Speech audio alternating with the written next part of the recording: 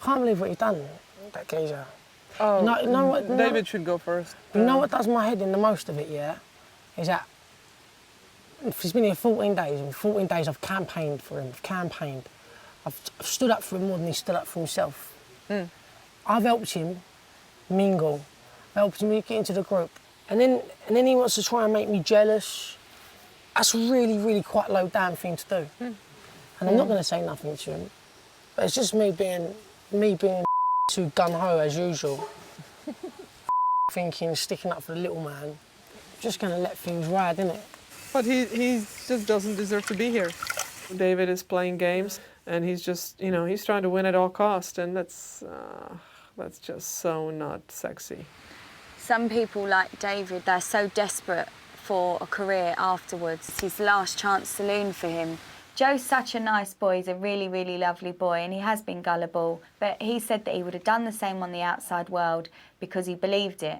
Now he's starting to see that David was just acting. But I didn't think he was that dying for it that much to kind of try and me up on the way. People can come in and play a game, but I don't think there's a lot of people that are playing a game. Yeah.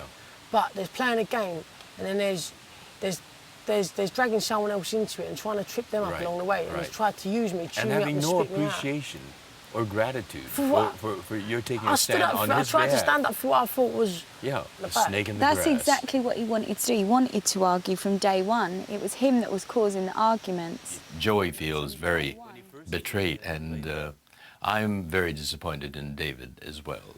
But such is the diversity of the human animal. You little sneaky snake in the grass. Yesterday, George, I just wanted to take him to the dunny where there's no one to watch.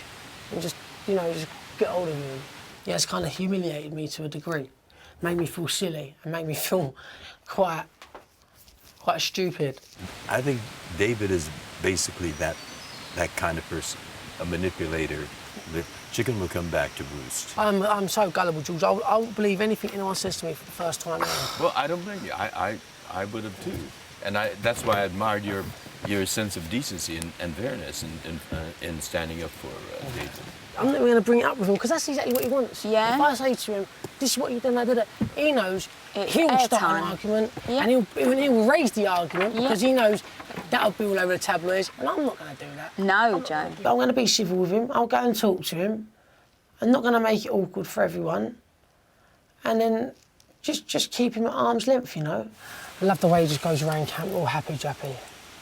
I'll do that, I'll do this. Wax is lovely, really lovely. And I find it interesting watching David now that he has got inside of us. And, you know, oh, thanks, Nicola, for the rice. When did he ever thank anyone? Never. He was so rude.